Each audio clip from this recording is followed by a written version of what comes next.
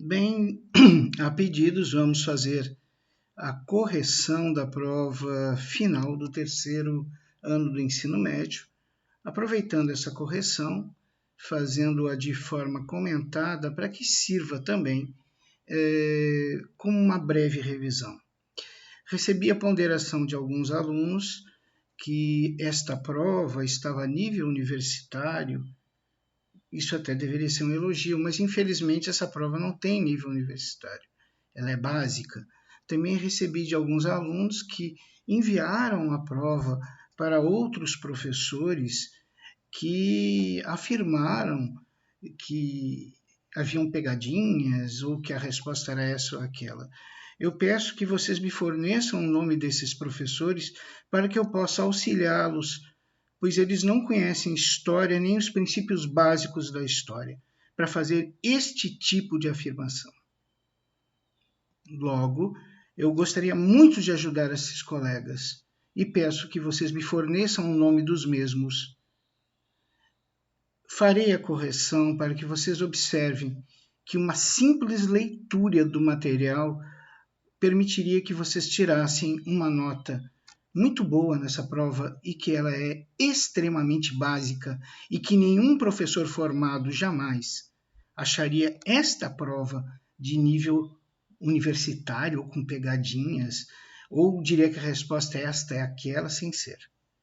Então, por favor, prestem atenção. Vamos à questão número 1. Se fôssemos analisar um momento histórico em que ocorreram as cruzadas, não poderíamos afirmar. Observa, não poderíamos afirmar. Ou seja, ele está procurando a afirmação incorreta. As cruzadas, o movimento cruzadista convocado por Urbano II, ele se dá por alguns motivos. O primeiro motivo oficial foi que a Terra Santa foi dominada pelos muçulmanos. Essa dominação da Terra Santa pelos muçulmanos impedia a peregrinação dos cristãos até a Terra Santa. Nós sabemos que uma das fontes de renda da igreja na época eram estas peregrinações. Logo, a não peregrinação à Terra Santa ocasionava prejuízo à Igreja Católica. Além disso, o Papa Urbano II ele via com grande preocupação o avanço dos muçulmanos sobre o continente europeu. Outra grande preocupação do Papa era em relação aos feudos da Igreja. Vocês devem se lembrar, porque isto é tema do primeiro ano do ensino médio, e também tema do nosso material, que a Igreja Católica ela chegou a possuir 1/3 das terras agricultáveis da Europa Ocidental, se tornando a maior senhora feudal do período. Nós sabemos que os senhores feudais tinham a prática da guerra entre eles para que um tomasse o feudo do outro, lembrando que a terra era o bem mais precioso que havia. Então, as constantes guerras feudais faziam com que o Papa temesse que essas guerras por feudos chegassem aos feudos da Igreja. Então, observa como as cruzadas foi a maneira que o Papa Urbano II encontrou de resolver vários problemas com uma única ação. Preste atenção. Com as cruzadas, ele conseguiria libertar a Terra Santa e permitir a volta da peregrinação à mesma por parte dos cristãos, restabelecendo uma das fontes de renda da Igreja Católica, que era esse tipo de peregrinação à Terra Santa com guias da Igreja Católica. O segundo era que, se as cruzadas tivessem sucesso, levariam a invasão muçulmana para bem longe do continente europeu. E a terceira é que eles levariam as guerras feudais para bem longe dos feudos da Igreja. Observa como as cruzadas têm mais objetivos do que nos parece a uma primeira vista. Lembrando que tudo isso que eu estou falando para vocês consta do material apostilado, algum material, alguns desses assuntos estão no módulo e outros, todos eles, nas videoaulas. Vamos então, baseado no que eu falei, nessa breve revisão dos objetivos das cruzadas, vamos observar agora as opções. E vocês notarão que esse breve conhecimento permitiria responder com extrema facilidade essa questão.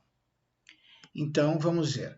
Ele quer analisar o momento histórico em que ocorrem as cruzadas, procurando a afirmação incorreta.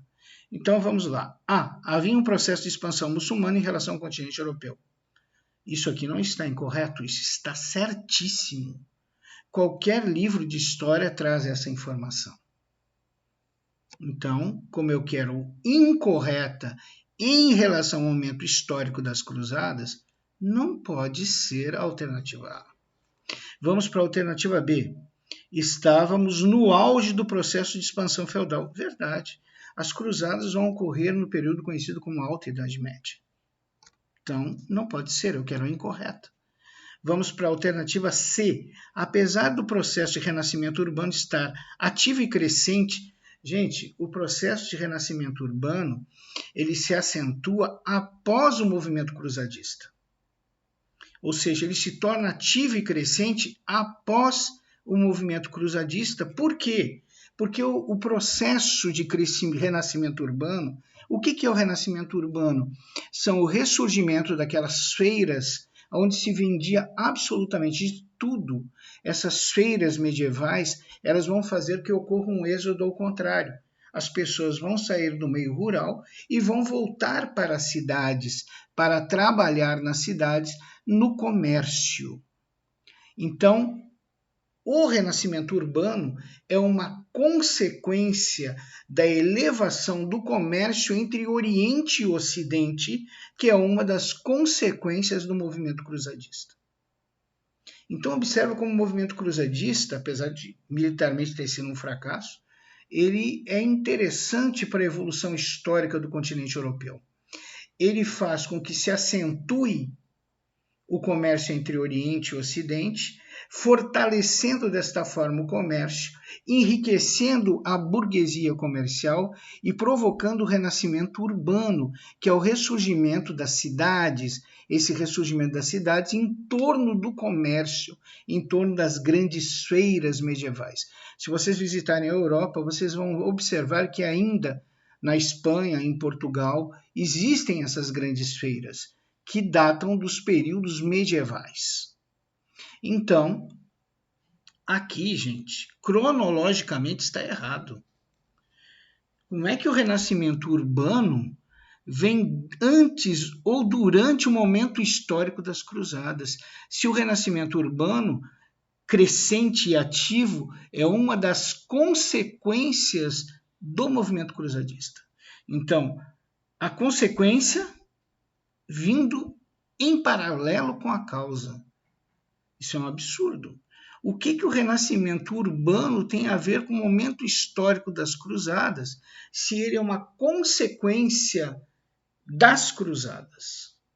Então, é óbvio que a alternativa C está errada, né? Se vocês pegarem qualquer livro de história, vocês vão ver que uma das consequências do movimento cruzadista é a acentuação do comércio entre Oriente e Ocidente, e isto vai ocasionar o enriquecimento da burguesia comercial, que consequentemente vai permitir o renascimento urbano. Então, essa questão ela não é difícil, ela é óbvia.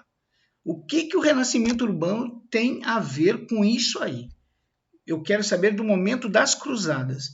O renascimento urbano, ele vem após, com uma consequência da burguesia comercial e do seu reenriquecimento crescente. Então, se eu quero o que está errado, só pode ser a alternativa C. E eu duvido qualquer professorzinho de história não bater o olho nessa questão e não descobrir que a alternativa C está errada, porque é básico. Básico. Uma simples leitura de um livro de história uma simples leitura de qualquer livro de história que apresente causas e consequências do movimento cruzadista identifica o renascimento urbano, assim como o fortalecimento e enriquecimento da burguesia comercial, como um fato consequente do movimento cruzadista e não contemporâneo. Então, é difícil acreditar que um professor de história se atrapalhe com uma questão tão básica. Bom, gente, então a resposta da questão 1 é C, de casa. Vamos, por desencargo de consciência, observar os demais itens. O item D. Havia uma crescente tensão em relação aos feudos da igreja e cada vez mais eram cobiçados pelos senhores feudais. Como eu comentei anteriormente, o nosso amigo Papa Urbano II, convocando as cruzadas, ele não resolveu apenas o problema da invasão da Terra Santa pelos muçulmanos. Ele também busca resolver o processo de expansão muçulmana em relação ao continente europeu, e ele também busca mandar as guerras feudais para bem longe dos feudos da igreja. Ele transfere essas guerras lá para o Oriente. Então, esse item D está correto. Vamos para o item E. No Oriente, a possibilidade de uma administração muçulmana da Terra Santa já era uma realidade. Tanto era uma realidade que o Papa Urbano II conclamou o movimento cruzadista. Então, a única questão, o único item que realmente não fecha, o único item que nós não podemos afirmar porque está incorreto é, apesar do processo de renascimento urbano estar ativo e crescente, nesse momento aqui, não. Ele vai estar ativo e crescente após esse momento, com o enriquecimento da burguesia comercial, devido ao intenso comércio entre Oriente e Ocidente, e aí sim nós teremos o renascimento urbano, que ocorrerá em torno das grandes feiras de comércio que surgirão nesses lugares. Então nós vamos observar que vai haver um êxodo da área rural para a área urbana. Ok? Então vamos para a questão de número 2. Espero que vocês tenham compreendido. Espero que vocês tenham compreendido também que as cruzadas foram convocadas pelo Papa Urbano II, que as cruzadas, além de libertar a Terra Santa e permitir a peregrinação dos fiéis à Terra Santa, que também era nos meios que a Igreja Católica encontrava de obter receita, além disso, as cruzadas também tinham o objetivo estipulado, mentalizado pelo Papa, de impedir a expansão muçulmana no continente europeu. E também, além desse ato de impedir a expansão muçulmana no continente europeu, ela tinha o objetivo de levar as guerras feudais para bem longe dos feudos da igreja. Também lembro a vocês que o momento histórico das cruzadas antecede o crescente renascimento urbano. O crescente renascimento urbano, ele tem a ver com o comércio, com as grandes feiras medievais, onde a burguesia comercial se tornou cada vez mais rica, vendendo os produtos vindos do Oriente. Então, o renascimento urbano, ele é uma consequência das cruzadas e não contemporâneo histórico das mesmas. Ok? Então, com as cruzadas, se fortalece o comércio entre Oriente e Ocidente. Fortalecendo o comércio entre Oriente e Ocidente, nós aumentamos o enriquecimento da burguesia comercial. Aumentando o enriquecimento da burguesia comercial, os burgueses organizam grandes feiras livres, onde se vende absolutamente de tudo. E essas grandes feiras livres, esse grande comércio, provocará uma espécie de êxodo da zona rural para a zona urbana. Pessoas que deixam o trabalho campesino e passam a trabalhar no comércio. esse processo todo vai resultar no ato de renascimento urbano. As cidades vão voltar a crescer, vão voltar a ser amplamente ocupadas, porque agora existe um intenso comércio. Tá certo? Vamos continuar então. Vamos para número 2. As religiões não são criadas para os deuses, mas para satisfazerem as necessidades dos homens. A igreja como instituição estava adaptada a uma sociedade hermética e bem hierarquizada. A sociedade medieval, ela era uma sociedade com imobilidade social. Nascia nobre, morria nobre. Nascia camponês, morria camponês. Cada um tinha uma posição nessa sociedade e tinha uma tarefa bem estipulada. Os senhores feudais administravam os feudos e faziam a guerra. Os camponeses trabalhavam no campo, em geral para os senhores feudais. E o clero fazia o intermédio entre o homem e Deus. Então, era uma sociedade fechada, onde não havia mobilidade social, por isso que se diz que é uma sociedade hermética. Era uma sociedade hierarquizada, porque ela tem classes sociais bem determinadas, onde cada membro da sociedade sabia a sua função e seu lugar. No entanto, o surgimento de uma nova classe social que detinha o poder econômico, mas não possuía linhagem nobre. Esses são os burgueses. Eles têm dinheiro, mas não têm a descendência nobre. Veio a desestabilizar essa sociedade hermética feudal. Os burgueses encontraram uma sociedade que não os aceitava, que não possuía lugar para eles. A igreja, como componente ativo dessa sociedade, também rejeitou a princípio os burgueses. Então, observa que a nossa questão ela está versando sobre a relação entre igreja e burguesia. E ela está afirmando que os burgueses, essa nova classe social que surge, ela não tem lugar na sociedade feudal. E é verdade. Veja bem, os burgueses eles possuíam poder econômico, logo eles não podiam ser considerados camponeses. Mas eles não possuíam linhagem nobre, sangue nobre, logo eles não poderiam ser considerados nobres. Então o que eles eram? Então essa sociedade não tem lugar para os burgueses. E os burgueses foram mal vistos pela igreja em suas práticas. Uma das práticas realizadas pelos burgueses era a prática do empréstimo financeiro a juros. Então, é até interessante vocês saberem isso, é uma curiosidade. Os burgueses, eles emprestavam dinheiro, né? Eles sentavam em mesa, sentavam nos bancos com uma mesa, com as moedas, e aquelas pessoas que vinham até eles contraíam empréstimos, e esses empréstimos tinham a incidência de juros. O nome juros porque é um juramento que a pessoa vai pagar aquele negócio, né? Aquele valor acrescido, e que ela jura que sabe que tem que pagar aquele acréscimo naquele tempo. E por isso que os bancos têm nome de bancos, porque tudo começou num banco mesmo, com um burguês sentado num banco e distribuindo seus empréstimos financeiros. Só que a igreja via isso com péssimos olhos. Ela classificava essa prática como o pecado da usura. O pecado da usura é, segundo a igreja, quando o homem tenta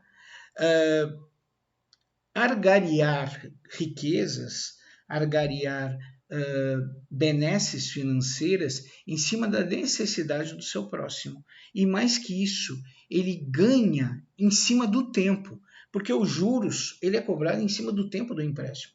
E a igreja considerava que o tempo era algo que pertencia somente a Deus. Ninguém devia ganhar em cima do tempo. Então observa que interessante isso. A igreja considera os burgueses pecadores. Primeiro, porque eles estão explorando a necessidade do próximo. Segundo, porque eles estão ganhando em cima do tempo, e o tempo pertence a Deus, né? E terceiro, porque eles não consideravam a prática financeira do empréstimo um trabalho, um labor, porque não havia o esforço daquele que o praticava, ou seja, não havia o ganho através do esforço físico, através do suor do próprio corpo, era o ganho em cima da necessidade do próximo. Isso é o pecado da usura. Qualquer livro de história, gente, fala sobre a visão que a igreja tinha dos burgueses e como a igreja acusava os burgueses do pecado da usura. Por isso que é difícil acreditar que um professor de história, por pior que seja, não identifique nessa questão básica que nós estamos falando sobre o pecado da usura. Por isso, se isso for verdade, me deem o nome desses professores para que eu possa ajudá-los. Afinal, são meus colegas e eu quero ajudá-los. Vamos continuar na nossa questão. Então, os burgueses não encontraram uma sociedade que não os aceitava, que não possuía lugar para eles, e a igreja, como componente ativo dessa sociedade, também rejeitou a princípios burgueses, eu acabei de falar. Né? Os burgueses nem eram camponeses, nem eram nobres, então eles não tinham lugar nessa sociedade hermética, fechada, imóvel.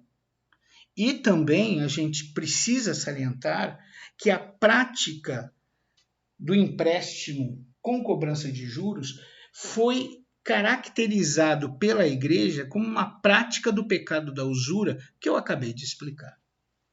Pessoal, só um minutinho, por favor. Deixa eu botar a fonte aqui antes que o notebook saia do ar. Só um minuto.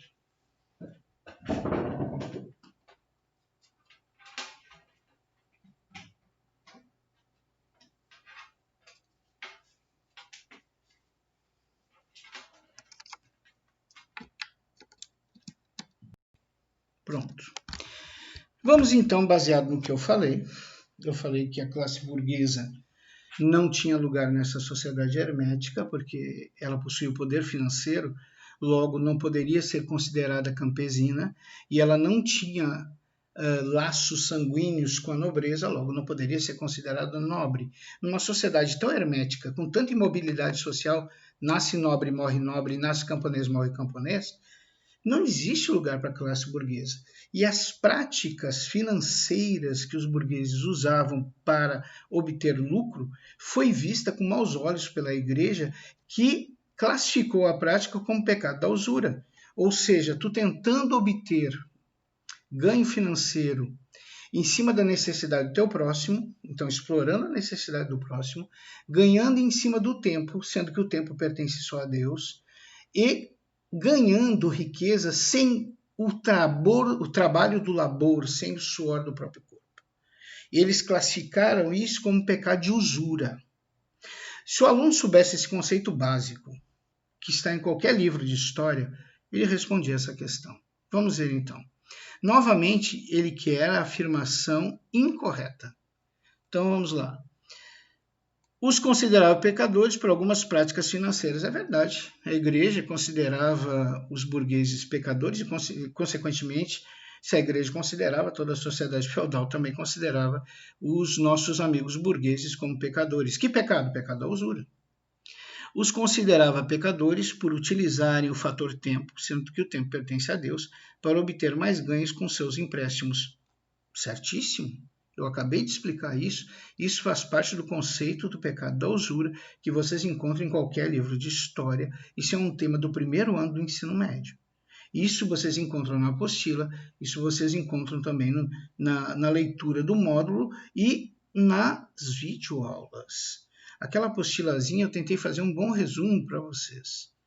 Né? Vamos para a alternativa C. Os considerava pecadores por obter lucro sem realizar esforço físico, sem o suor do esforço do labor. Isso é o pecado da usura. Observa que a alternativa A, B e C está falando do pecado da usura. Pecado este que era imputado aos burgueses por suas práticas financeiras pela igreja. Por isso que eu duvido que qualquer professor de história, por pior que seja, não saiba isso. Vamos para D. Os considerava pecadores a ponto de não aceitar a participação dos mesmos em ações que levassem o nome da instituição e igreja. Afinal, eram os burgueses pecadores praticantes do pecado da usura. Gente, aqui está na cara que está errado.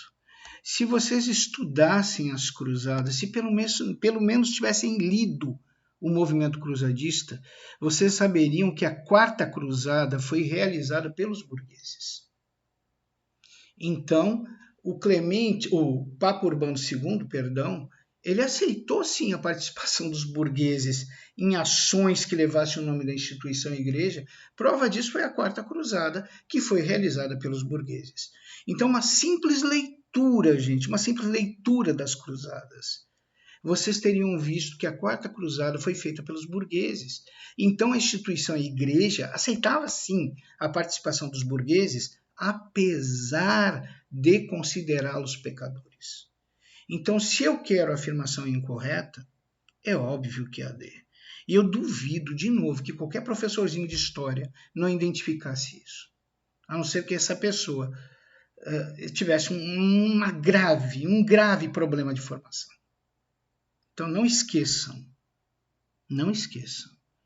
Uma simples leitura do movimento cruzadista identificaria que esta alternativa está incorreta, porque a Quarta Cruzada foi realizada pela classe burguesa. Ou seja, levou o nome da instituição igreja junto aos burgueses. Então, isso aqui está errado. E só não vê isso quem não estudou o movimento cruzadista. Ok? Então, a questão 2, alternativa D de dado. D de dado. Todas as outras alternativas até agora, A, B e C, são meros complementos que explicam o que é o pecado da usura, que é básico. Bom, vamos para a letra E. Já sabemos que a resposta é D. A resposta é D. Sem sombra de dúvida, a resposta é D. Né? Bom, por desencargo de consciência, vamos ver a alternativa E. Não viam com bons olhos o enriquecimento da burguesia financeira e a prática de empréstimos com a cobrança de juros. De novo, é o pecado da usura. Isso aqui está certo. Como nós não queremos a certa, nós queremos a incorreta. Então, só pode ser a D. Qual é a pegadinha? Qual é a dificuldade? A única dificuldade que tem aqui é se a pessoa não estudou o que são as cruzadas e se não sabe o que é o pecado da usura, que são duas coisas básicas pedidas em nosso roteiro. Certo? Vamos para a alternativa 3. Questão 3.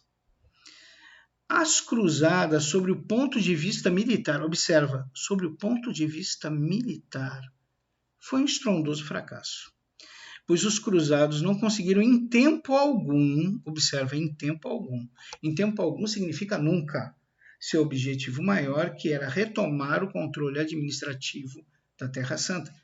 Tomar o controle da Terra Santa, expulsar os muçulmanos de lá, conseguindo no máximo acordos diplomáticos, permitindo por algum período de tempo a peregrinação de cristãos à Terra Santa. Analisando as 8 cruzadas oficiais, então bastava ler sobre cruzadas, ler um pouquinho sobre cada uma, e isso seria facilmente respondido. Então, analisando as 8 cruzadas oficiais reconhecidas pela Igreja, podemos dizer, sem sombra de dúvida, que a afirmação está. Que afirmação? Essa afirmação aqui. Ó. Também não pode ter preguiça de ler, né? Ninguém é analfabeto funcional. Então, essa afirmação. Ele quer saber se essa afirmação está errada ou certa. Então, vamos agora nos ater ao movimento cruzadista. Se vocês lessem sobre as cruzadas, vocês descobririam que na primeira cruzada houve o sucesso parcial dos cruzadistas, eles conseguiram retomar por um período de tempo o controle de Jerusalém. Inclusive é aí que vão surgir aqueles cruzados especializados na proteção do templo, que posteriormente formarão uma espécie de ordem chamados templários, que eram aqueles especializados em proteger o templo e suas relíquias. Né? Bom, então, na primeira cruzada, se tu tivesse lido sobre as cruzadas, se tivesse lido a primeira cruzada, tu conseguiria responder essa questão. Tu descobriria que essa afirmação está errada. Porque Houve sim, por um período curto de tempo, mas houve a vitória dos cruzadistas, e esses cruzadistas, mesmo por um curto período de tempo, conseguiram retomar o controle administrativo da Terra Santa. Né? Então, se vocês tivessem lido sobre as cruzadas, não precisava nem ter lido as 8, só até a 4ª, vocês conseguiriam ter respondido a questão 13 e a questão 2. A questão 13 e a questão 2. E eu duvido, gente, que qualquer professor de história, por pior que seja, botando os olhos nessa afirmação, não descobrisse que tem alguma coisa errada aí. Porque isso aqui está errado. Não conseguiram em tempo algum. Eles conseguiram, sim. Na primeira cruzada, eles conseguiram. Por um curto período de tempo, verdade, mas conseguiram. Então, essa afirmação está errada. A afirmação, entre aspas, está errada. Bom, ele agora pede que a gente analise as alternativas. Como a afirmação, entre aspas, está errada, eu nem vou olhar as certas. Não vou perder meu tempo olhando as certas. Então vamos lá. Letra A, errada, pois as cruzadas foram fundamentais para reativar o comércio entre Oriente e Ocidente, e dessa forma permitiram o surgimento da burguesia comercial, que passou a apresentar alto poder aquisitivo. Gente, isso aqui não está errado, só que eu quero sobre o ponto de vista militar. Isso é sobre o ponto de vista comercial. Eu poderia dizer errada porque na primeira cruzada, mesmo por um curto período de tempo, os cruzadistas conseguiram retomar a administração da Terra Santa. Essa seria a resposta. Mas aqui ele está dizendo que está errada e falando sobre a reativação do comércio entre Oriente e Ocidente, que não tem nada a ver com o ponto de vista militar. Então, infelizmente, essa alternativa A não nos serve. Certa, nem vou olhar. Certa, nem vou olhar. Porque a afirmativa está errada, para que eu vou olhar a certa? Vamos olhar a afirmativa que tenta explicar por que aquela afirmação, entre aspas, está errada. Vamos então. Errada, pois se as cruzadas não libertaram militarmente a Terra Santa em momento algum, observa, aqui ele afirma que as cruzadas não libertaram a Terra Santa em momento algum. E é isso que está errado na afirmação. Né? As cruzadas libertaram sim a Terra Santa.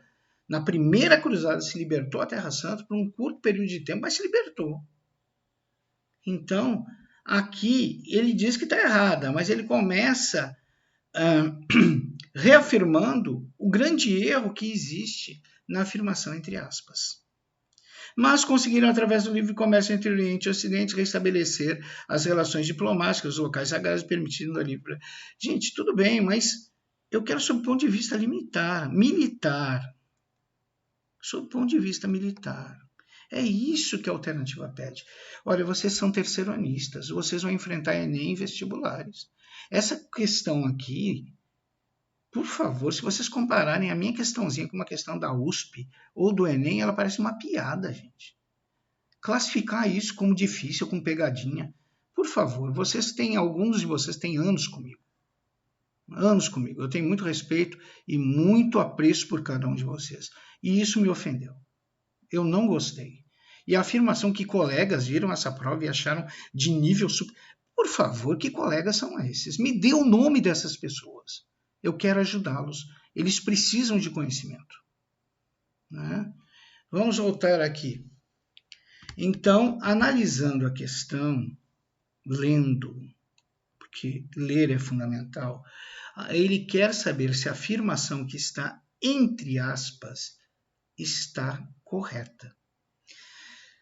Se nós tivéssemos estudado o movimento cruzadista, se pelo menos tivéssemos lido sobre as 4 primeiras cruzadas, que consta em qualquer livrinho de história e consta do nosso material, nós teríamos respondido a questão 2 e 3.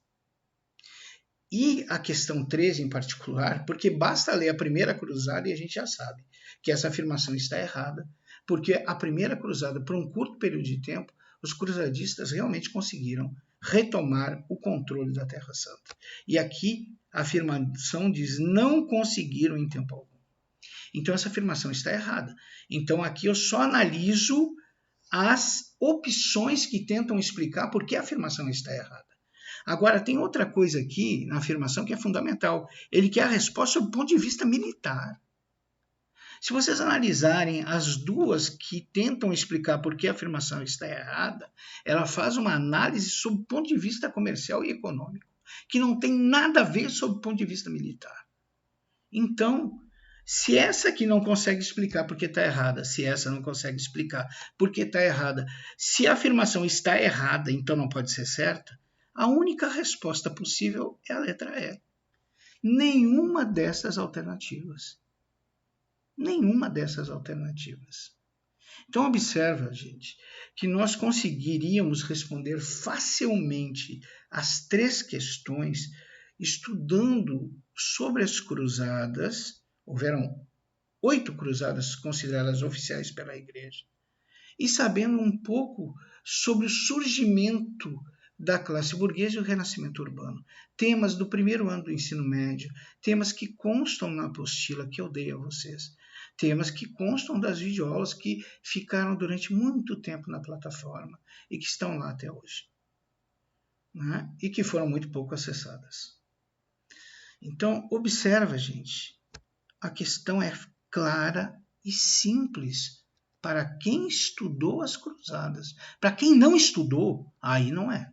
Se tu tentar responder isso aqui por via Google, tu não consegue responder, porque tu não vai achar essa questão no Google. Sabe por que tu não vai achar?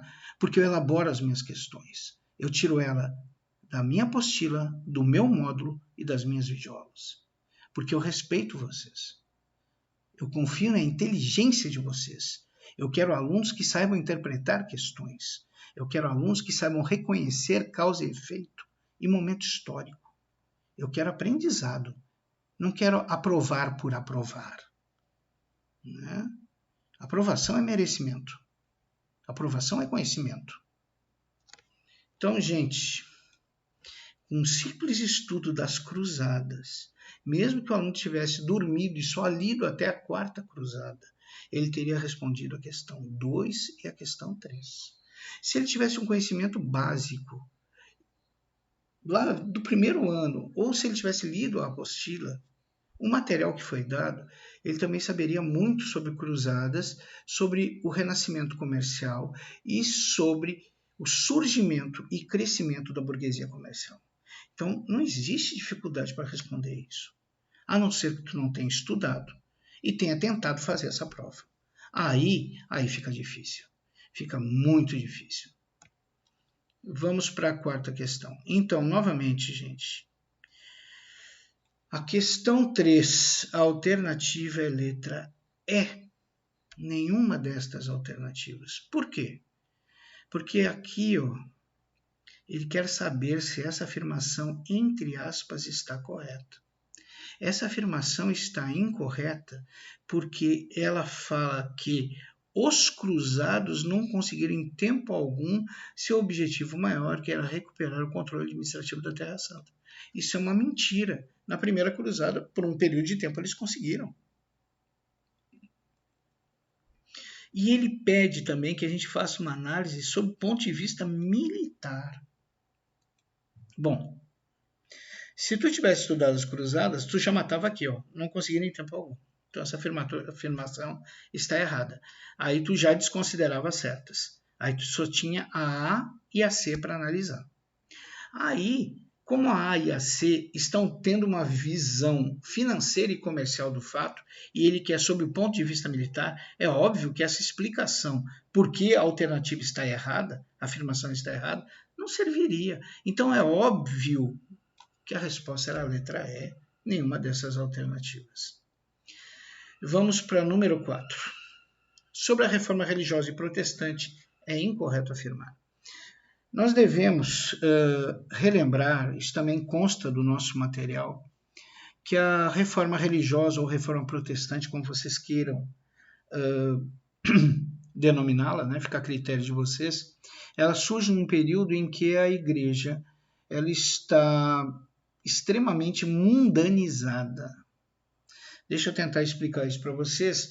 Se tu fosse um nobre um senhor feudal e tivesse um filho inútil que não servisse nem para administrar o feudo, muito menos para a guerra, tu ia até a igreja e comprava um cargo eclesiástico para o teu filho, porque a igreja vendia cargos. Então observa que muitas vezes esses jovens que ingressavam nesses cargos eclesiásticos comprados, eles não tinham nenhuma vocação religiosa. E eles entravam dentro da organização igrejas desconhecendo os dogmas da fé e mundanizavam a igreja. Levavam a luxúria para dentro da igreja, levavam as práticas inadequadas de obtenção de valores para dentro da igreja. Houve vários escândalos envolvendo sacerdotes, padres, arcebispos, papas que tiveram filhos fora da igreja, até mesmo a papisa houve. Se vocês estudarem um dia, tiverem a curiosidade de estudar a Igreja Católica na Idade Média de maneira mais profunda, vocês vão observar que realmente é algo surpreendente, se essa é a palavra correta. Então, a mundanização da igreja, a corrupção da igreja, que se tornou voltada à riqueza e à luxúria e se afastou da igreja primitiva, que deveria estar ao lado dos pobres, amenizando seu sofrimento e espiritualizando os mesmos, se torna cada vez maior. Então, esse fato faz com que a igreja busque cada vez mais as riquezas terrenas e se aproxime cada vez mais do Estado, dos reis, cada vez se envolva mais com as coisas temporais e cada vez esqueça mais as coisas atemporais, as coisas espirituais. Nesse contexto, a igreja, para obter valores, ela começa a vender algo chamado indulgência. Indulgência é a venda do perdão de Deus. Só essa afirmação, a venda do perdão de Deus, já soa como uma blasfêmia. Não precisa nem ser religioso. Mas a igreja já vendeu indulgências, já vendeu a venda de perdão de Deus, já vendeu relíquia religiosa, a lasca da cruz de Cristo, um fio da barba de Pedro, uma lasca do cajado de Moisés. Todas essas coisas eles já fizeram para obter dinheiro. Gente, por favor, eu não estou falando mal da Igreja Católica. Eu estou falando mal da mundanização da Igreja Católica, que foi tão grande que provocou esse movimento de reforma religiosa. Bom, lá na Alemanha tinha Martinho Lutero. Martinho Lutero descobriu que seria enviado um emissário, enviado pelo Papa, até a Alemanha para vender indulgências. O que o Martinho Lutero fez? Ele escreveu várias laudas baseadas em escrituras provando que a venda de indulgências e outras práticas da igreja eram pura heresia. Pura heresia. Quando o representante da igreja chega, ele encontra a catedral, a igreja, com aquelas folhas coladas nas paredes, nas portas, e essas 95 assim, encíclicas, laudas colocadas aí, todas elas baseadas em escrituras, provavam por A mais B que a venda de indulgências era uma prática herética, uma prática de heresia, uma prática vergonhosa que contrariava os dogmas da Igreja Católica. Quando o representante da Igreja vê isso, ele imediatamente busca o contato com o Papa e avisa, olha, eu cheguei aqui, tem um tal de Martinho Lutero, membro da Igreja, né, um sacerdote da Igreja. Ele afixou nas paredes da catedral várias laudas que provam, através de escrituras, que a venda de indulgências é uma prática herética, uma prática que contraria os dogmas da igreja, é uma heresia. O Papa ficou buzina. Aí o Papa manda uma cartinha para o Lutero dizendo que ele vai em praça pública e se retrate. Ou seja, diga que estava enganado, que a venda de indulgência, sim, é uma prática admitida pela Bíblia e pelas Escrituras.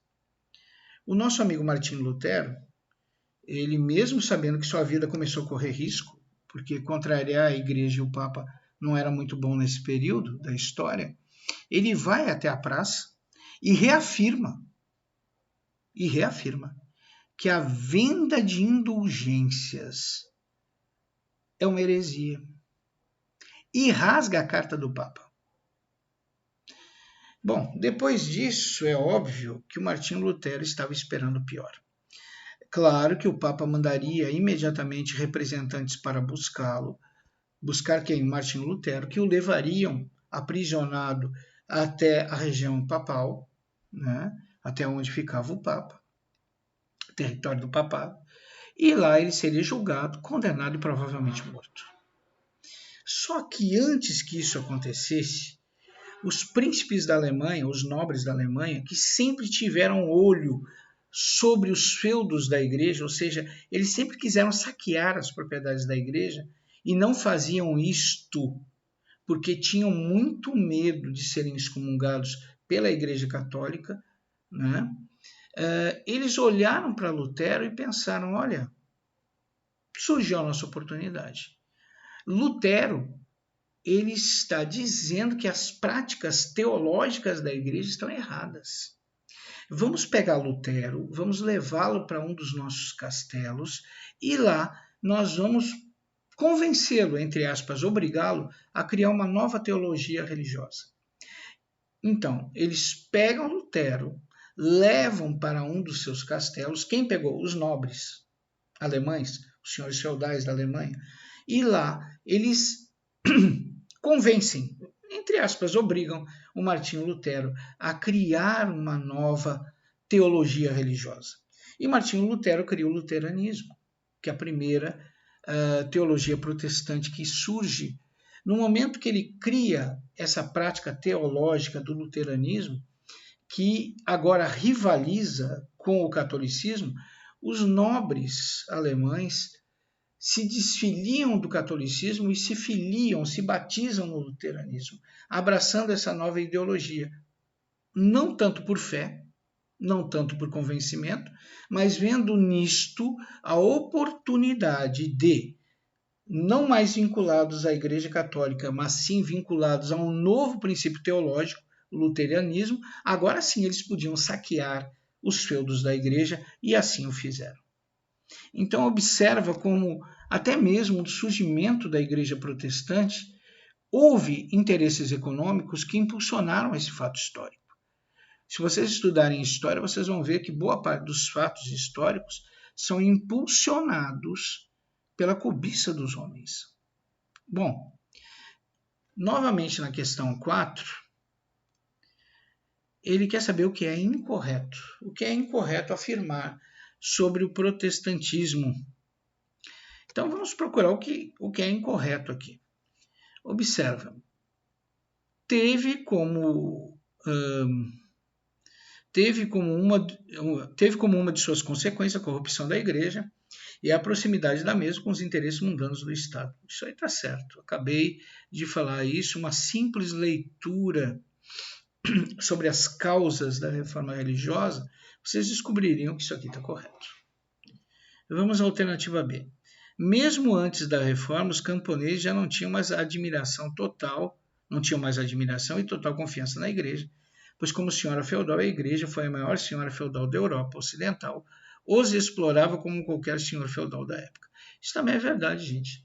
A Igreja Católica ela foi dona de 1/3 das boas terras agricultáveis da Europa Ocidental e ela foi considerada uma das maiores senhoras feudais da época. Ela foi a maior senhora feudal da época. E lá no feudo, os feudos da igreja, os camponeses eram tratados com o mesmo rigor, com o mesmo grau de exploração, e às vezes até um pouquinho mais, que nos feudos dos nobres, que nos feudos dos senhores feudais.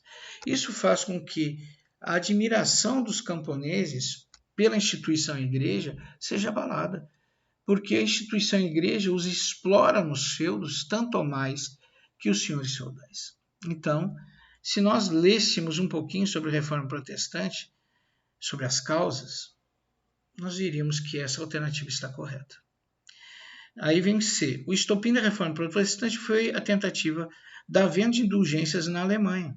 Também está certo, a gente acabou de falar nisso. Vamos ver a D. Ele quer a incorreta. Por enquanto a A está certa, a B está certa, a C está certa. Vamos ver a D. Quando Lutero rompe com o catolicismo e de imediato cria o luteranismo, aqui já está errado. ele rompeu com o catolicismo e não criou de imediato o luteranismo. Pelo contrário, ele rompeu com o catolicismo por não concordar com as práticas que estavam sendo adotadas, principalmente a da venda de indulgências. E no momento que ele rompe, ele nem está pensando em criar uma nova teologia. O que vai fazer com que ele crie uma nova teologia religiosa serão os príncipes da Alemanha que vão sequestrá-lo, sequestrá-lo ou convidá-lo, como vocês queiram, ou protegê-lo, como vocês preferirem. Vão levá-lo para um castelo e lá vão incentivá-lo, entre aspas, obrigá-lo a criar uma nova teologia religiosa. Então aqui, um simples estudo sobre o surgimento da igreja luterana, que tem em qualquer livro de história, tem no nosso material também, e surge nas videoaulas, permitiria que vocês reconhecessem que isso aqui está errado, né? A criação imediata do luteranismo, e observa como o tempo cronológico histórico também está errado. Aqui parece que ele cria o luteranismo e recebeu o apoio dos príncipes da Alemanha. Foi exatamente o contrário. Ele é pego pelos príncipes da Alemanha, levado para um castelo, lá é incentivado a criar o luteranismo pelos príncipes da Alemanha. Então, por favor, uma simples leitura do processo de reforma religiosa ou protestante permitiria reconhecer facilmente que essa alternativa está incorreta. Está completamente incorreta. Né? A não ser que a pessoa não tenha lido nada e tenha tentado resolver essa prova sem ler ou consultando o Google. Aí não consegue mesmo. Não vai conseguir. Né? E eu duvido que um professor de história, por pior que seja, por mais mal formado que seja, não consiga ver claramente que a alternativa dele está incorreta. Por isso eu quero o nome desses professores. Eu quero auxiliá-los. Eles precisam de auxílio. Então, 4, alternativa D. Gente, até agora eu só estou pedindo o básico. Nem aprofundado é. Eu nem me apeguei aos princípios do luteranismo. Não me apeguei aos conceitos causais. Eu peguei o básico. O que e como surgiu o luteranismo? Uma leitura básica da reforma religiosa permite resolver essa questão com extrema facilidade. Bom, a resposta correta é a questão D. Certo? D de dado. Por desencargo de consciência, vamos ver a alternativa E. Já sabemos que a resposta certa é a D. Certo? Pessoal, outra coisa que me causa estranheza é quando vocês me pedem o gabarito. Lá na plataforma de vocês tem um menu cheio de botõezinhos onde eu ponho os resultados de prova final, recuperação paralela. Se tu clicar naquele botão, ele não está ali para enfeite. Tu clica no botão, aparece uma telinha, tu põe a tua senha, tu entra no processo de correção das provas, onde ele compara o gabarito com as tuas respostas. Então eu fico surpreso quando alguém me pede gabarito, porque eu deixo todos lá, a não ser que a pessoa nunca acesse a plataforma e nem sabe o que é. Aí tudo bem, né? Mas se tu acessa a plataforma, tu sabe que os gabaritos estão lá. Meu Deus, eu estou deixando desde a 3ª unidade todas as correções com os gabaritos lá. Inclusive deixo os boletins da 3ª unidade, da 4ª. Deixei lá para não inventarem que as notas mudam, né? Deixei tudo lá. Daí me causa surpresa que todo esse trabalho parece em vão. As pessoas nunca sabem onde estão as coisas, como é que acha um gabarito. Que é isso, gente? Por favor. Né? Bom, vamos voltar aqui. Então, a alternativa D está incorreta, sem sombra de dúvida. Ele não criou de imediato o luteranismo. Pelo contrário, coitadinho do Lutero, foi pego pelos nobres da Alemanha, pelos príncipes da Alemanha, como queiram chamar. Foi levado para um castelo sob pretexto de protegê-lo do Papa. Lá ele foi incentivado, entre aspas, obrigado por esses príncipes da Alemanha a criar a teologia luterana. Então observa que isso aqui está completamente errado. Se alguém diz que isso aqui está certo, ele tem que voltar para os bancos escolares. Isso aqui é conteúdo do 1º ano do ensino médio. Bom, então a resposta certa é D. Vamos ver a E. Como Lutero se negava a se retratar em relação às suas críticas, protestos, por isso que se chama Reforma Protestante, a venda de indulgências.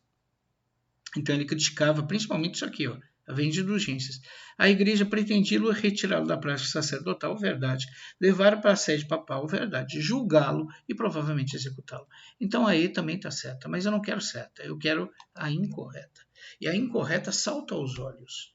Só não consegue reconhecer isso, não leu nada de Reforma Protestante. Né? Considerar isso pegadinha chega até a ser um atentado. Né? Isso é só pegadinha para quem não estudou nada. Aí é pegadinha mesmo. Para quem não estudou nada, isso aqui é coisa de outro mundo. Né? Vamos para 5. O Concílio de Trento foi a tentativa maior da Igreja Católica de refrear o avanço protestante. Verdade. O Concílio de Trento é onde acontece a Contra-Reforma. Foi a tentativa da Igreja Católica de parar o avanço da Igreja Protestante. Eles estavam perdendo fiéis para o protestantismo de maneira extremamente rápida. Várias medidas foram tomadas nesse concílio, verdade, para corrigir ou amenizar as práticas que levaram a população da Europa Ocidental a abraçar com tal fervor as práticas teológicas protestantes e esquecer tão rápido dos dogmas católicos. Entre as medidas tomadas no Concílio de Trento, podemos citar. De novo, se tu pegar qualquer livro de história, ou pegar a Bendita do Apostilo, o Bendito do Nosso Material, lá tu vai ver que existem as medidas tomadas no Concílio de Trento, as medidas tomadas na Contra-Reforma. Logo, tu só não consegue resolver isso aqui se tu não leu. E se tu não leu, não estudou, a culpa não é minha, é tua. E não venha me dizer que um professor formado não soube resolver isso aqui. Pelo amor de Deus. Se existe um professor de história que se atrapalha com isso aqui, ele precisa de ajuda. E novamente eu peço e vou falar isso até o fim da correção. Me dê o nome dessas pessoas para que eu possa ajudá-los. Eu não quero nem criticar, eu quero ajudar essas pessoas. Porque eu acho que quem não tem conhecimento deve receber conhecimento, não crítica. Né? Então pronto. O que eu quero saber aqui, no Concílio de Trento se tomaram diversas medidas. Eu quero saber as medidas tomadas no Concílio de Trento. Quais dessas medidas nós podemos citar? Então aqui vem a primeira, o Index. O Index era uma lista de livros que foram proibidos pela Igreja Católica, livros esses que eram considerados hereges. O que é heresia? Tudo aquilo que contraía os dogmas da Igreja Católica. Então ali haviam escritos de livros considerados ocultistas, livros considerados, como é que eu vou explicar, que desvirtuavam os dogmas, os ensinamentos da igreja, e também haviam muitos livros protestantes ali. Então, o Index, ele não reunia só livros de feitiçaria, os chamados livros heréticos que propalavam heresias contrárias aos dogmas da igreja, também haviam livros ali que versavam sobre o protestantismo. Então, dizer que o Index é a lista de livros proibidos pela igreja por possuírem doutrina protestante, isso aqui não está totalmente certo, porque o Index ele não contém apenas livros protestantes. Ele contém também uma lista de livros que envolve o ocultismo, livros que envolvem a interpretação de dogmas da igreja, mas que não são aceitas pela igreja, porque são vistos como heresia, e também livros da doutrina protestante. Então, essa afirmativa, dizendo que o Index era a lista de livros proibidos pela igreja por possuírem doutrina protestante, não está correta. Ela é uma meia-verdade. Não haviam apenas livros de doutrina protestante no Index. Haviam sim, mas não haviam apenas livros protestantes no Index. Então, a alternativa A está errada.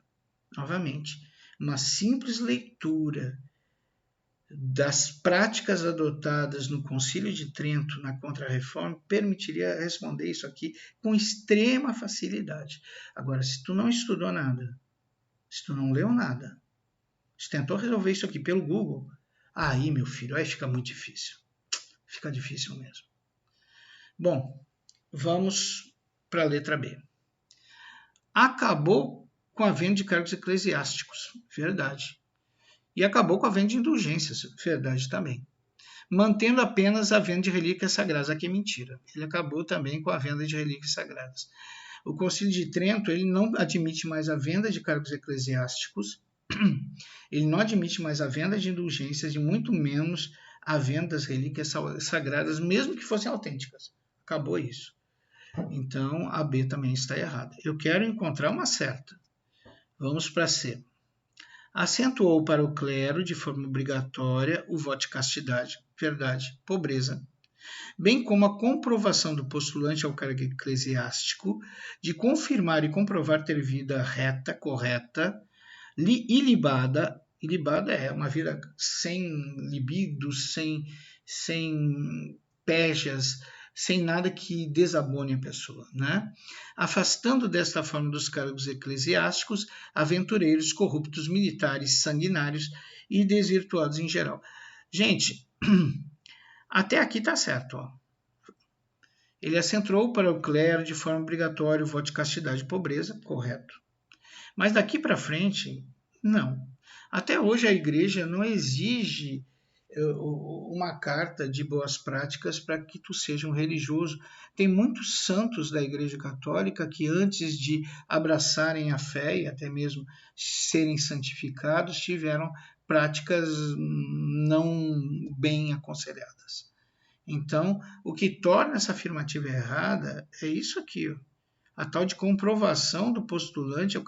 Isso não existe, isso não ocorre entre os temas que foram abordados e tratados no Concílio de Trento. Então a C também está errada. A está errada, a B está errada, a C está errada. Vamos para D. Permitiu a livre leitura da Bíblia e sua tradução para o idioma local. Verdade. Bem como sua livre interpretação deixa de ser monopólio exclusivo da Igreja e do seu clero. Aí está errado, gente. A Igreja Católica até hoje, se vocês estudarem um pouquinho do catolicismo, ela tem uma interpretação própria da Bíblia e tudo que não bate com essa interpretação é considerado heresia, né? E mais, tem determinadas partes da Bíblia que a Igreja Católica não conseguiu interpretar e ela chama os mistérios de Deus, também tem mais isso. Então, a D está certa até aqui, ó. Permitiu a livre leitura da Bíblia e sua tradução para o idioma local. Até aí está certo. Daqui para frente, é um absurdo. É um absurdo, até nos dias de hoje. Se tu conhecer um pouquinho da Igreja Católica, tu sabe que isso é um absurdo. Mas o que eu quero frisar para vocês é que se o aluno leu um pouquinho do que foi determinado no movimento de contra-reforma no Concílio de Trento, ele resolve isso aqui com extrema facilidade. Isso não tem pegadinha, gente. É uma questão reta, direta. Só se torna difícil se tu não estudou. Aí fica muito difícil mesmo. E eu duvido que qualquer professorzinho de história não consiga resolver isso aqui. Né? Bom, então A está errada, B está errada, C está errada, D está errada. Se está tudo errado, então não pode estar todas corretas. Então a resposta da questão 5 é letra F. Nenhuma destas alternativas. Ok? Por favor, gente, leiam o material, deem uma olhadinha nas videoaulas. Peguem um pouquinho do módulo, certo? Eu deixei uma apostila com vocês, bem resumidinha, uma coisa tão bonitinha. Leiam, gente, está tudo lá. Né? Está tudo lá. Né? É muito triste receber afirmações do tipo pegadinha, porque o professor fulano... Por favor, gente. Né? Que professor não consegue resolver essa prova? Que professor consegue interpretar isso de maneira errada? Questões tão básicas, que tratam de coisas básicas do conhecimento pedido, coisas que foram vistas no primeiro ano e estão sendo revistas agora. Por favor, não existe pegadinha aqui, não existe nenhuma dificuldade. Né? Se tu leu o movimento cruzadista até a Quarta Cruzada, tu resolvia 2 questões. Se tu soubesse o que foi determinado no Concílio de Trento, tu conseguia resolver isso aqui. Né? Se tu soubesse quando surgiu o renascimento urbano, que surge depois do enriquecimento da burguesia comercial, tu respondia facilmente a primeira questão. Agora, tem que estudar um pouquinho. Tem que estudar um pouquinho. E cuidado com o que vocês afirmam, viu? Cuidado mesmo. Vamos para a questão de número 6. Então, a 5 é F. Nenhuma dessas alternativas. Até agora, tudo que nós vimos é básico. Não tem nível universitário.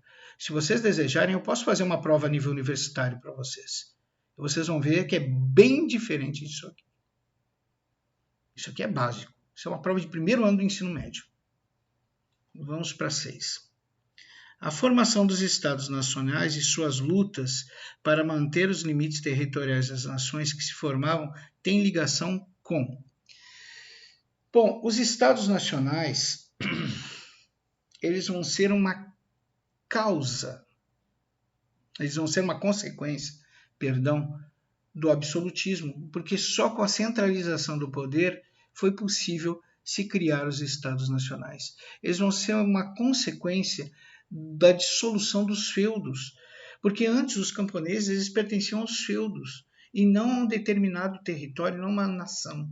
Cada camponês pertencia a um feudo ao seu senhor feudal.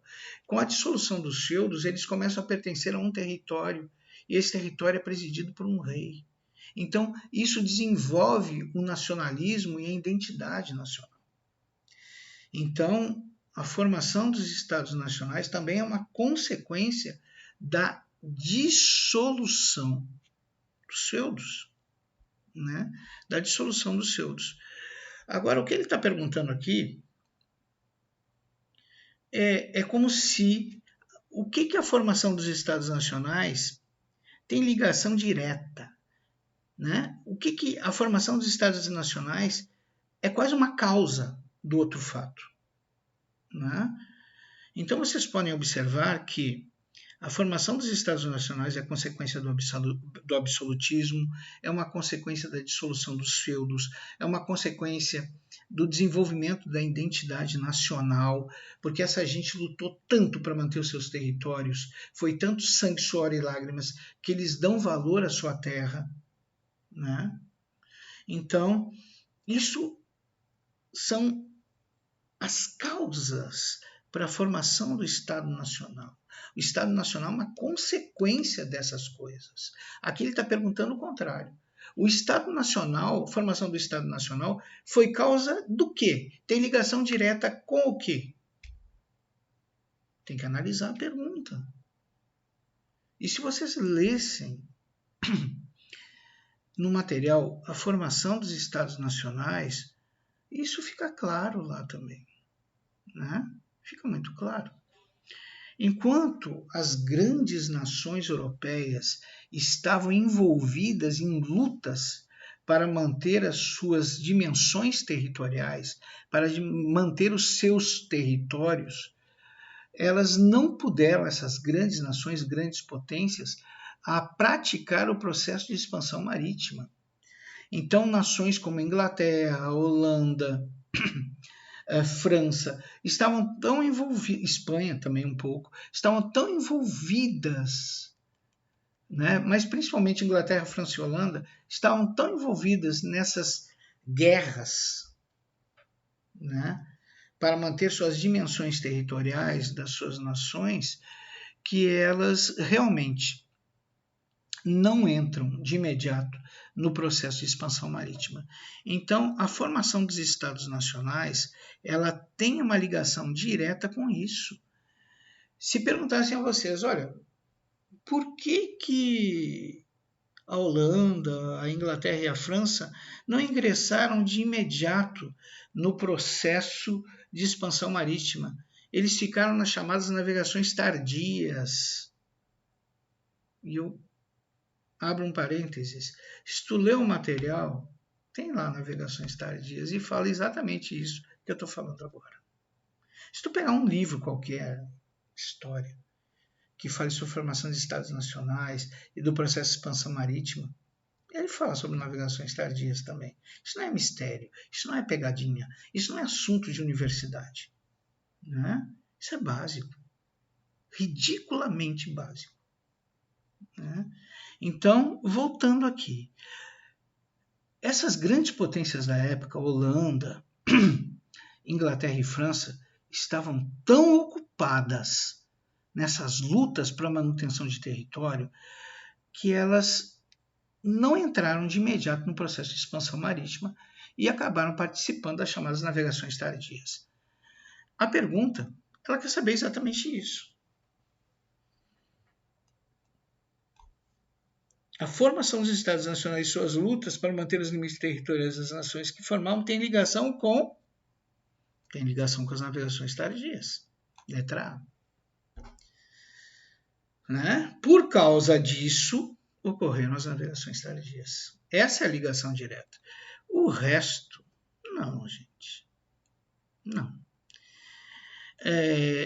Com o processo de expansão marítima, não. Se houve o processo de navegação tardia, então a B já está errada. Com o surgimento do mercantilismo, o que o mercantilismo tem a ver com isso? Com o surgimento do absolutismo, o absolutismo surgiu antes dos Estados Nacionais. Só é possível os Estados Nacionais com poder centralizado na mão de um único homem, de um rei. Então o absolutismo surge antes. Se tu leu sobre o absolutismo, tu sabe disso. Se tu sabe o que é mercantilismo, tu sabe disso. Então, mesmo que tu não tivesse conseguido interpretar, se tu tivesse conhecimento básico de expansão marítima, tu já descartaria a B. Se tu tivesse conhecimento básico sobre o que é o absolutismo, tu descartaria o C. Se tu tivesse conhecimento básico sobre o que é o mercantilismo, tu descartaria o D. Por eliminação, ficaria a A, a E e a F. Agora, se tu tivesse só lido, sobre a formação dos Estados Nacionais e as navegações tardias, tu marcaria A com extrema facilidade. E, de novo, e eu vou falar isso até o fim da correção, eu duvido que exista um professor de história que não consiga resolver essa questão. Se existir, me dê o nome dele. Me permita ajudar esse profissional. Então, a 6, letra A. Qual é a dificuldade? Isso é básico. Básico. Uma simples leitura sobre o tema permite resolver essa questão. Não tem nada de pegadinha. Não tem nada de nível universitário. Nada. Quisera eu que tivesse. Quisera eu que tivesse um grupo de alunos onde eu pudesse realmente fazer uma prova no nível universitário. Né? Quisera eu. Mas não é. Infelizmente não é. É uma prova básica. Só requer que tu tenha um conhecimento básico dos temas aqui abordados. Dos temas pedidos no roteiro. Bom, então, a 6, navegações tardias. Vamos para a 7. Sobre o mercantilismo é incorreto afirmar. O mercantilismo foi um sistema econômico adotado no período conhecido como processo de expansão marítima. O mercantilismo ele tinha algumas práticas, algumas máximas, que basta uma simples leitura do material apostilado de qualquer livro de história, essas máximas são expostas de cara. Uma das máximas era que o rei, ele fortalecia o poder dos reis absolutistas, porque ele permitia que este rei interferisse de maneira direta na economia. A outra máxima que tu encontra em qualquer livrinho de história é que ele mudava o eixo do fator mais precioso. Como assim? No feudalismo, o que tinha mais valor era a terra.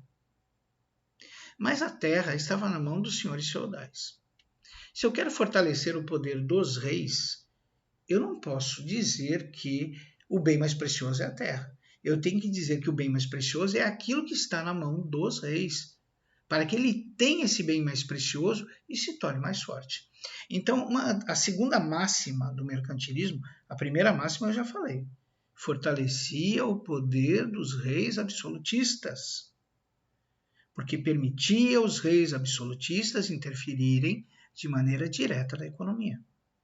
A segunda máxima é que ele dizia que a riqueza de uma nação estava baseada na quantidade de metais preciosos e no acúmulo destes que a nação possuísse. Então, quanto mais metais preciosos essa nação acumular e tiver, mais rica ela é. Então, com isso, eles conseguiram desvalorizar a terra e valorizar o pertencimento, o ato de se possuir riquezas em metais preciosos, metais amoedáveis. E quem é que tinha isso? Quem tinha isso era o rei. Então, olha que interessante como o mercantilismo puxa a brasa para o rei. Né? Primeiro, ele permite que o rei absolutista interfira de maneira direta na economia. Segundo, ele diz que, olha, para ser rico mesmo, não é terra, não. Para ser rico mesmo, tem que acumular metais preciosos. E metais preciosos, quem tinha era o rei. Então, novamente, o mercantilismo está favorecendo os reis. Então, primeira máxima, permite que o rei absolutista interfira na economia de maneira direta, do jeito que ele quiser. Segunda máxima, ele permite que se considere a riqueza de uma nação pelo acúmulo de metais preciosos. A terceira máxima é a chamada balança comercial favorável. O que é uma balança comercial favorável? É exportar mais que importar. Exportar é vender, vender mais que comprar. Então, isso é uma balança comercial favorável. Essa é a terceira máxima.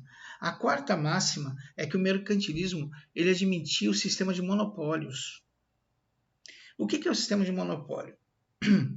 Vocês vão observar, se leram pelo menos sobre as grandes navegações, o processo de expansão marítima, que a burguesia comercial ela criou as chamadas companhias de navegação e ela formou uma parceria com os reis. Essa parceria era bem interessante. Os burgueses e suas companhias de navegação entravam com o dinheiro, com a tecnologia, para empreender essas viagens no além-mar. E o rei entrava com o quê? O rei entrava com a bandeira. Ele dava a essas caravelas, a essas naus de navegação, a bandeira do Estado a qual elas estavam ligadas. E dessa forma, elas não seriam navegações sem pátria, navegações piratas. Então, observa que o burguês entra com a companhia de navegação, consequentemente com dinheiro, né? Entra com tecnologia para a empreitada e o rei entra cedendo o uso de sua bandeira, da representação de sua bandeira, para que o burguês consiga essa aventura no além-mar, para que não seja considerado uma empreitada pirata. Bom, o mercantilismo, então, ele oferece aos burgueses uma espécie de prêmio que é o monopólio comercial.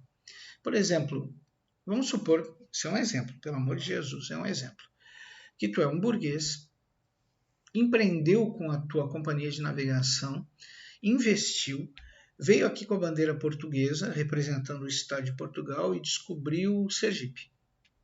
Né? Olha, descobri Sergipe.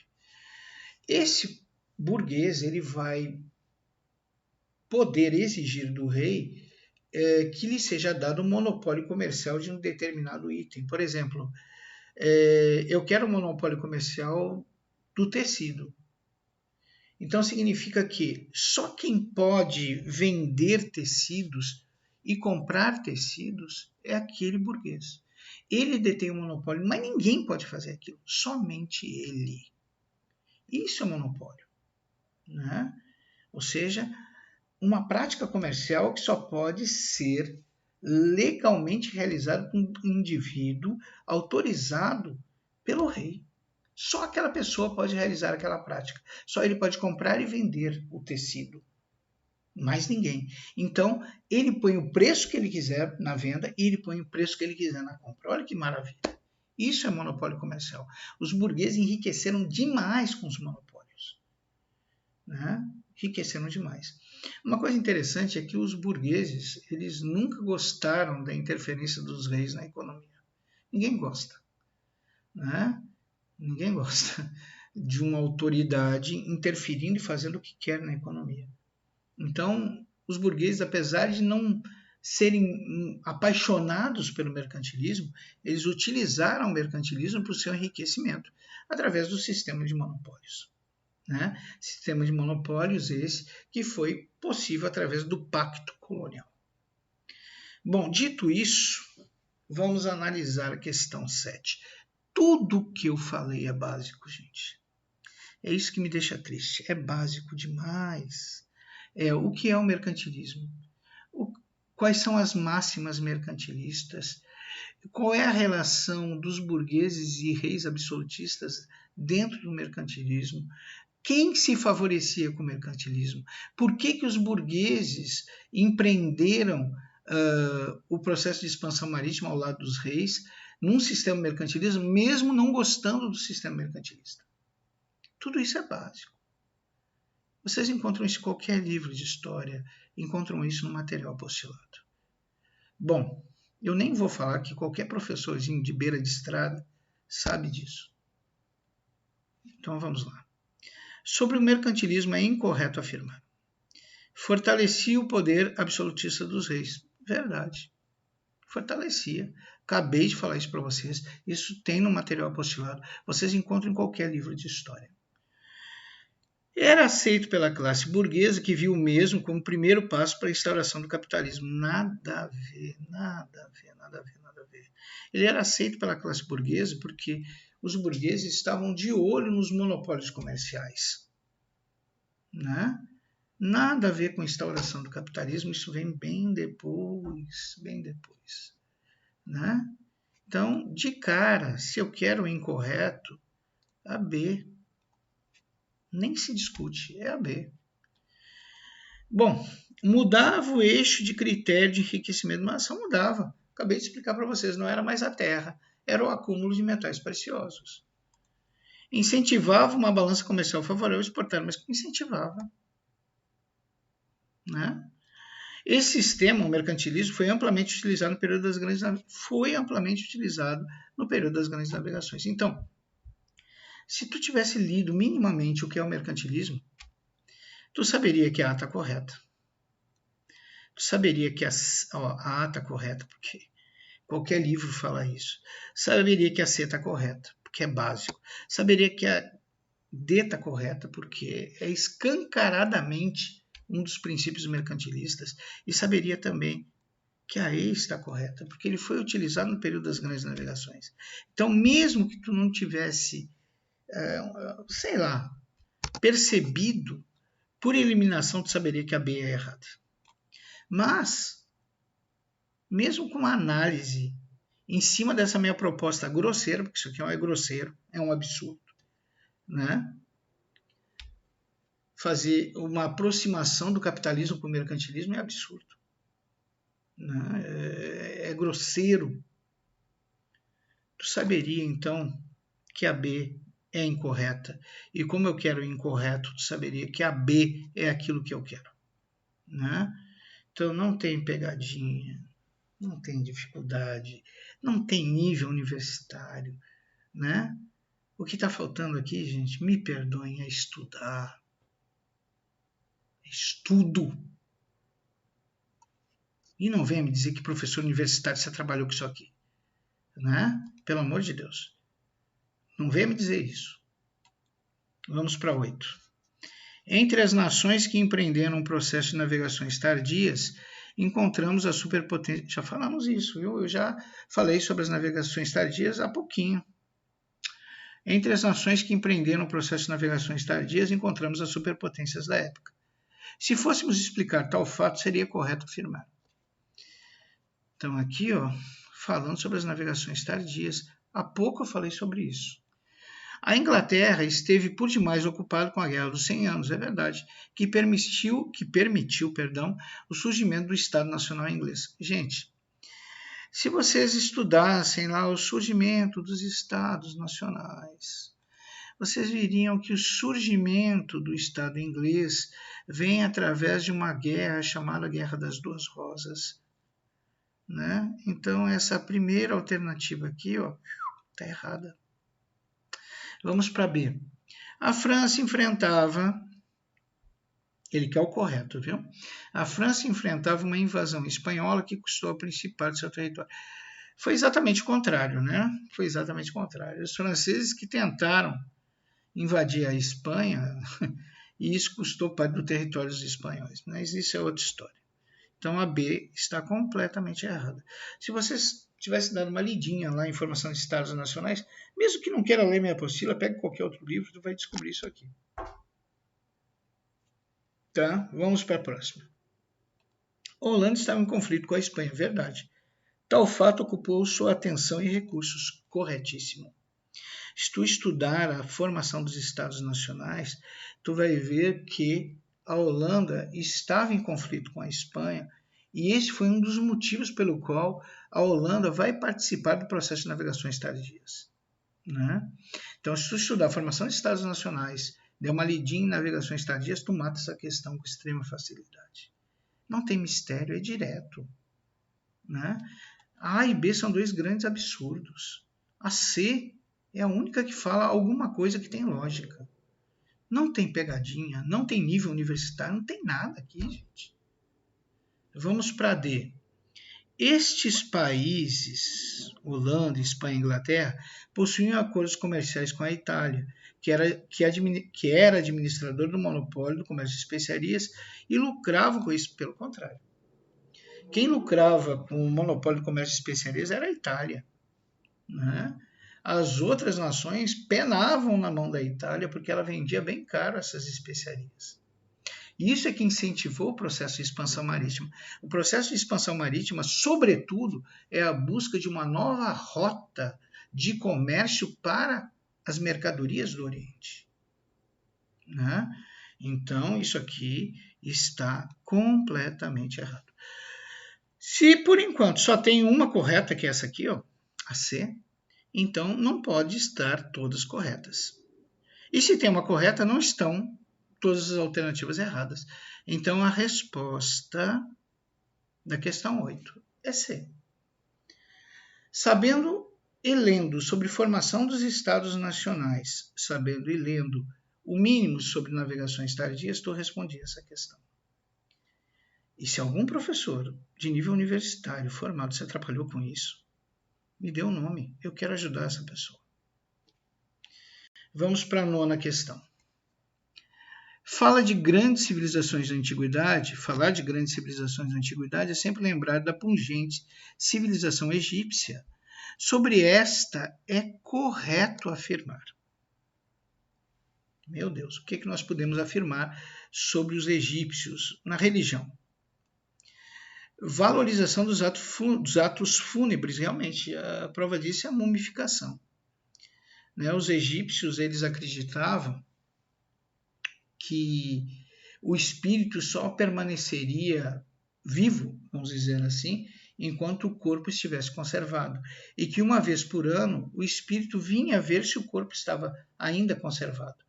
Se não estivesse, esse espírito se terminaria, perderia sua longevidade. Então, a mumificação, a conservação do corpo, visava a manutenção do espírito. Então, eles davam muito valor sim, aos atos fúnebres. Prova disso é a mumificação. Inclusive, fala aqui, tais como a mumificação. Observa que ele quer o correto, viu? Na religião, a valorização dos atos fúnebres, tais como mumificação. De ter deuses antroposomórficos. Meu Deus, isso aqui a gente vê até no 6º ano. Antroposomórfico significa deuses, metade homens, metade animais.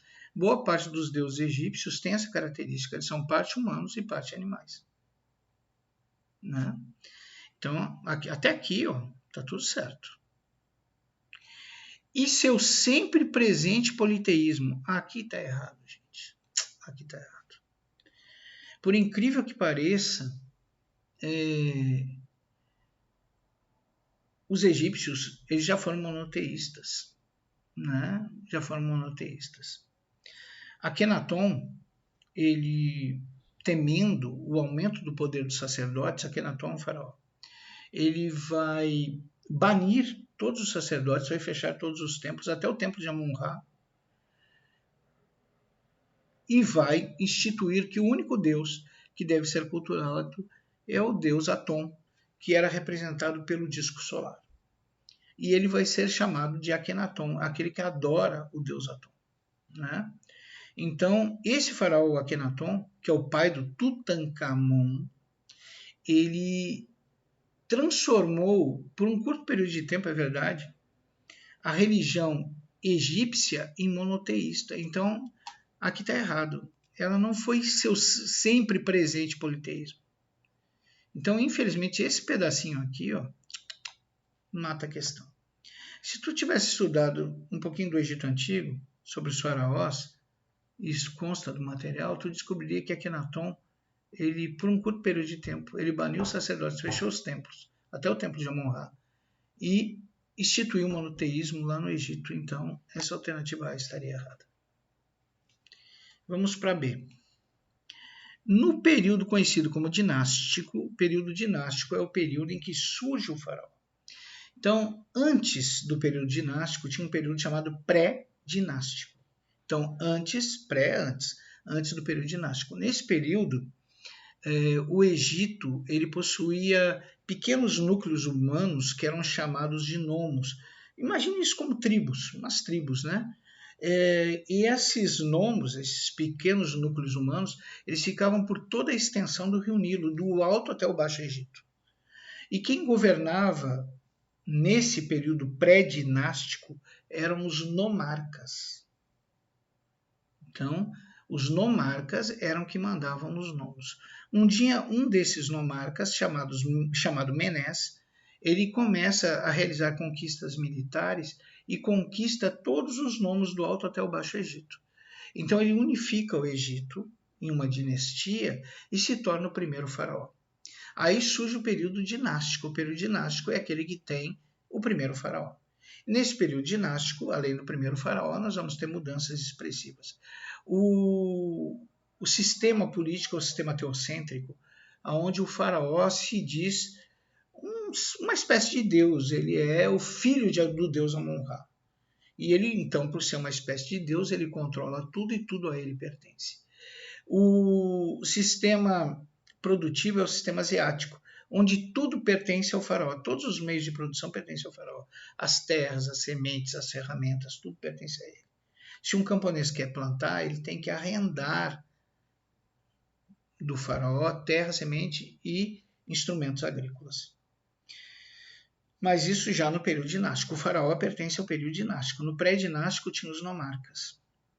Só que, mesmo Menés tendo unificado o Egito, uma dinastia, ele durante um bom período de tempo, né, no período do Antigo Egito, ele enfrenta a resistência dos nomarcas à sua autoridade. Ele só vai conseguir resolver isso no Médio Império, mas mesmo assim, no Médio Império ele vai sofrer revoltas como a dos nobres e dos camponeses. Dos nobres que queriam mais participação na vida política do Egito e dos camponeses que não aceitavam mais a prática da mita. O que é a prática da mita? A prática da mita é uma coisa bem interessante. Os camponeses egípcios eram homens livres, teoricamente, né?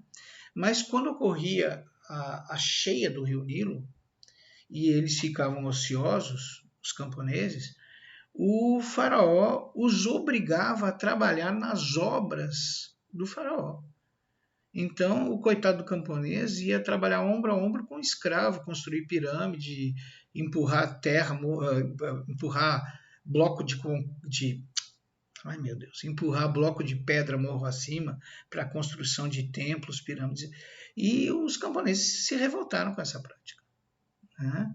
Então, nós vamos ver que no Médio Império vai ter essa revolta, e essa revolta vai afetar tanto o Egito que vai permitir a invasão do Egito pelos assírios E nós vamos ver que por um curto período de tempo, esse povo domina o Egito. Os egípcios vão mudar sua capital lá para Tebas, no Alto Egito, e o Baixo Egito vai ficar sobre a ocupação dos invasores. E aí vai surgir até o faraó Apopis I, que não era egípcio, era dessa classe de invasores, e muitos historiadores acreditam que quando José convida os hebreus a virem morar no Egito, o faraó que os recebe é esse Apopis I, que não era um faraó egípcio, mas sim um faraó de linhagem invasora. Bom, vamos voltar para cá. Falar de grandes civilizações da antiguidade é sempre lembrar da pungente civilização egípcia. Sobre esta é correto afirmar.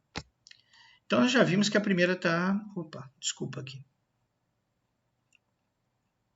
Cliquei no lugar errado. Sobre esta é correto afirmar. Nós vimos que a primeira está certa até aqui, né? E já deixa de ser correta por falar sempre presente politeísmo, porque houve um período da história do Egito, na época do faraó Akenaton, em que ele se tornou monoteísta. O Egito se tornou monoteísta, baniu até o culto ao Amon-Ra. Então aí está errado. Vamos ver a segunda. No período conhecido como dinástico, observaremos o surgimento dos faraós e das dinastias, da teocracia, do método de produção asiático, tudo correto, e da completa autoridade do faraó sobre o Egito e todas as fases desse período. Gente, infelizmente isso aqui está errado, né? A completa autoridade do faraó no período dinástico não é bem assim. A gente falou, eu comentei com vocês, que mesmo Menes tendo fundado a dinastia, tendo unificado o Egito, ele vai enfrentar durante um período de tempo uma forte resistência dos nomarcas remanescentes que não aceitam ser subservientes ao faraó Menes e aos faraós que vêm depois dele. Então, completa autoridade está errado. Essa completa autoridade que torna essa alternativa errada. Se tu lesse sobre os períodos da história do Egito, facilmente tu saberia que isso aqui está errado. Vamos para C. No Egito, apesar da teocracia se basear que os faraós eram filhos de Amon-Ra, houve época que um culto de Amon-Ra foi proibido. Eu acabei de falar para vocês, Akenaton, o faraó, ele baniu todos os cultos, expulsou os sacerdotes, fechou os templos, até o templo de Amon-Ra foi fechado. Né? Ele instituiu um monoteísmo e o culto a um único Deus, que era Aton, que era representado pelo disco solar. Por isso que ele se chama Akenaton, que ele é o adorador do Deus Aton. Né?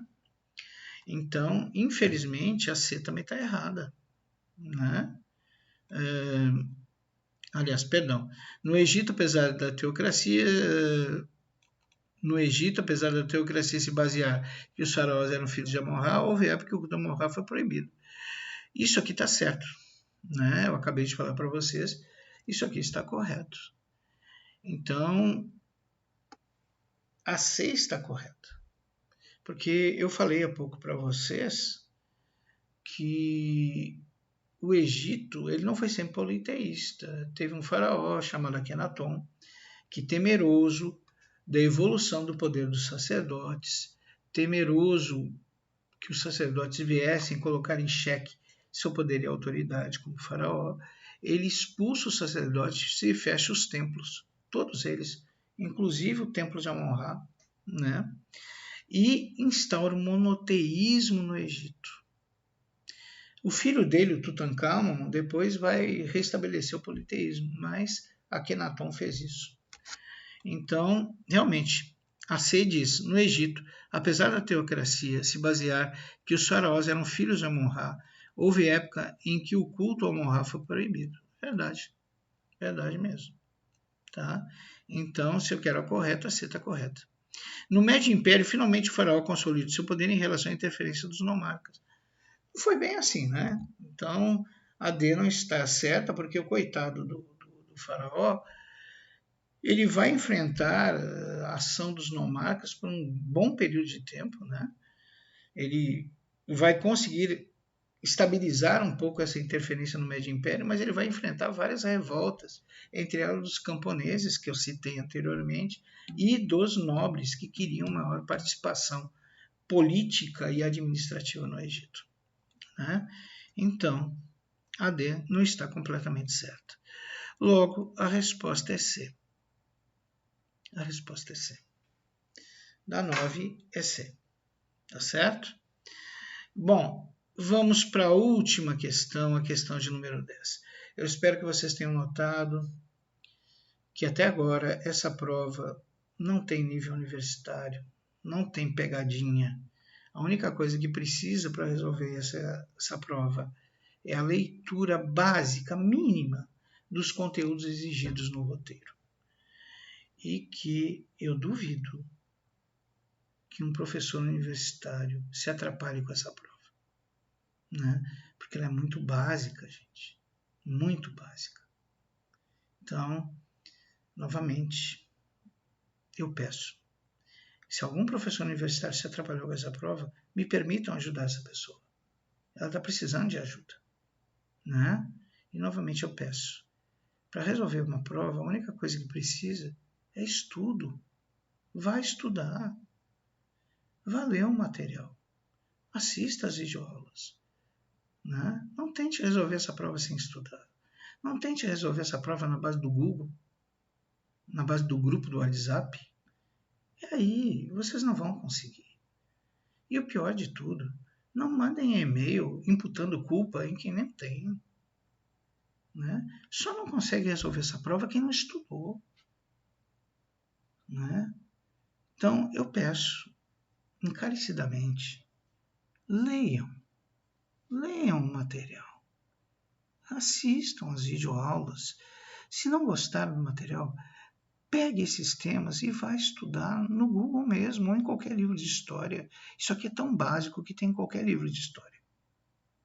Não ponham o nome de professores nisso aqui, porque me perdoem, eu não acredito que um professor pegou essa prova e disse que ela tem nível universitário.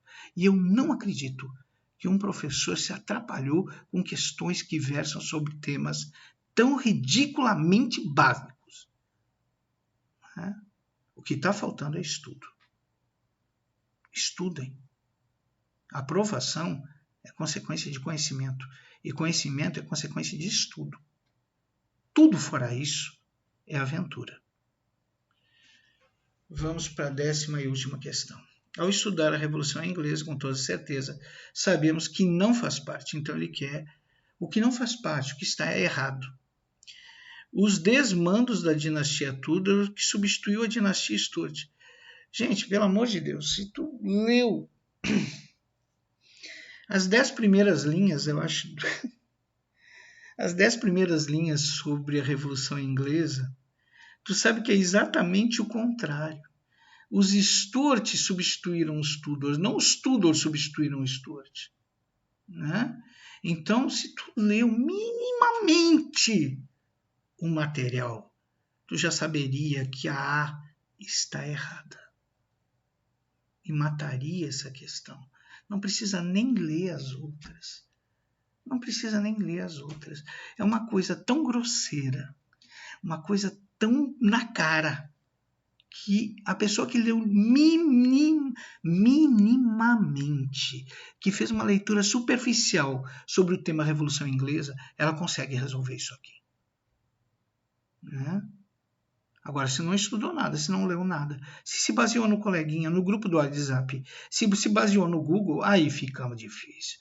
Aí fica muito difícil mesmo. E não venham me dizer que um professor universitário se atrapalhou com isso. Pelo amor de Deus. Se existe essa pessoa, se é verdade que vocês consultaram professores universitários e eles falaram aquelas bobagens que vocês botaram nos e-mails, me deem o nome dessas pessoas, eu quero ajudar essas pessoas. Eu quero ajudar essas pessoas. Porque é minha obrigação ajudar. São meus colegas, eu quero ajudar. Porque isso aqui é básico. Isso é ridículo. Né? Por desencargo de consciência, eu já sei que a A é o que não faz parte. Por desencargo de consciência, eu vou ver as demais alternativas. A lei do cercamento faz parte da Revolução Inglesa. Nós vamos ver que quando os Stuart assumirem o poder, eles vão encontrar a Inglaterra falida e uma das maneiras deles obterem rapidamente recursos é a lei de cercamento. O que é a lei de cercamento? A lei de cercamento é a cobrança de impostos sobre a forma de metal, sobre a forma de metais amoedáveis, sobre a forma de ouro, prata e cobre, porque os camponeses tinham o hábito de pagar os seus impostos com produtos, com animais. Tu ia lá cobrar o teu imposto e o camponês te dava 2 sacos de farinha, um porco, um negócio desses. Agora, os Stuart, visando tomar essas propriedades, esse é o objetivo deles, na realidade, eles exigem que os impostos sejam pagos sob forma de metais preciosos, sob forma de moedas, e os coitados camponeses não têm. Quando não tinha, o cobrador de imposto expulsava o camponês da propriedade, cercava aquela propriedade com o selo real e a partir de então aquela propriedade pertencia ao rei. Isso é a lei de cercamento. Então, a lei do cercamento faz parte da Revolução Burguesa, mas ele quer o que não faz parte. O que não faz parte é a A. A A que fala um absurdo, que os Tudor substituiu o Stuart, que na realidade é o contrário, os Stuart que substituíram os Tudor. Né? Então, qualquer leitura básica da Revolução Inglesa, você já descobriu que isso aqui estava errado. Tá?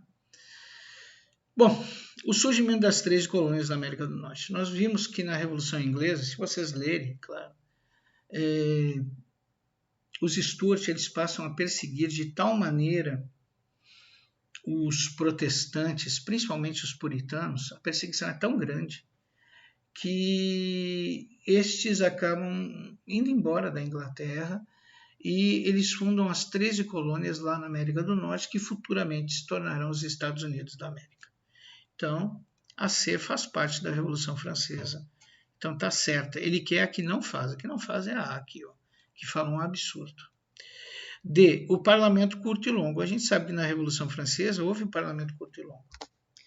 Quando os ingleses se viram ameaçados por uma invasão francesa ao seu território, o rei ele convoca o parlamento inglês para que esse parlamento lhe permita o aumento de impostos, porque com o aumento de impostos ele contrataria exércitos mercenários para realizar a defesa do território. Só que quando ele chega lá, parte do parlamento, que é composta pelos burgueses, né?